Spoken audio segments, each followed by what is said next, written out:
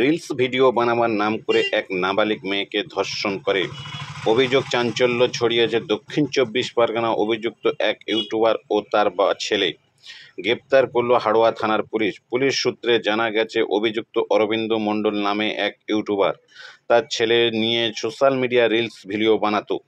এই ভিডিও তৈরির অজুহাতে এক নাবালিক মেয়েকে প্রবলতা করে নিয়ে বিভিন্ন জায়গায় নিয়ে যায়। অভিযোগ, ওই মেয়ের কিছু অশ্লীল ছবি ও ভিডিও ধারণ করে তা ভাইরাল করার হুমকি দিয়ে দিনের পর দিন শারীরিক নির্যাতন চালানো হয়। অবশেষে সাহস করে নাবালিক পরিবার হাড়োয়া থানায় লিখিত অভিযোগ দায়ের করে। পুলিশ তৎপরতা হয়ে ওঠে, অভিযুক্ত ইউটিউবার ও তার বাবাকে গ্রেপ্তার করে।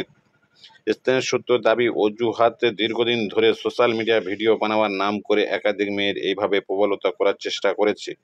এই ঘটনা এলাকায় তীব্র ক্ষোভের সৃষ্টি হয়েছে। স্থানীয় একাংশের বক্তব্য, এই ধরনের অপরাধীদের বিরুদ্ধে কঠোর শাস্তি হওয়া জরুরি।